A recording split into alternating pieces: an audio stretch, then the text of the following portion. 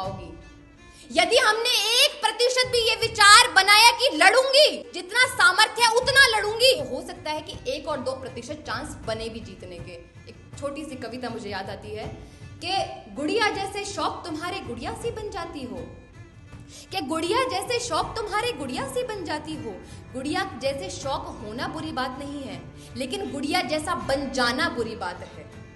गुड़िया जैसे शौक तुम्हारे गुड़िया सी बन जाती हो। अरे वीर प्रसूता होकर भी क्यों पल पल नीर बहाती हो। अरे क्यों भूल जाती हो अपने भारतवर्ष की उन महान वीरांगनाओं को, अपाला, घोषा, मैत्री, गार्गी। क्यों भूल जाती हो रानी चिन्नम्मा, रानी पद्मिनी। कैसे भूल सकती हो उन माताओं को जिन्होंने वेदों का शंखनाद किया, जिन्होंने अपने लिए युद्ध लड़ा, जिन्होंने इस देश की रक्षा भी करी। कैसे भूल जाती हैं।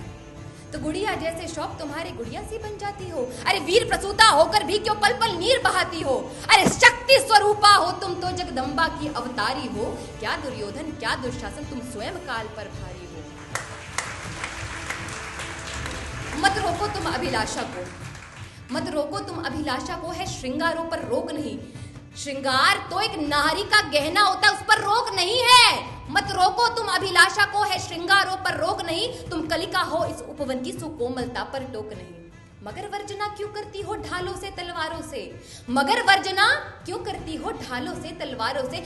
एक बार बस लगन लगा लो मृत्यु नचाती धारों से। चूड़ा चोली चुनरी बिन, चूड़ा चोली चुनरी बिन श्रृंगार पूर्ण नहीं होता। माना चूड़ा चोली चुनरी बिन श्रृंगार पूर्ण नहीं होता। मगर बताओ क्या तलवार बिना रूप अपूर्ण नहीं होता। रक्त बीज को रक्त रणचंडी का रक्तिम रूप दिखाएंगे, तब तुम खुद चीर बचा लो कृष्ण कहां तक आएंगे। वो सोच कर बैठी है कि कोई कृष्ण आएगा मुझे बचाने के लिए, कोई कल की अवतार मुझे बचाने के लिए। अगर कोई नहीं आएगा, स्वयं की रक्षा स्वयं करनी होगी।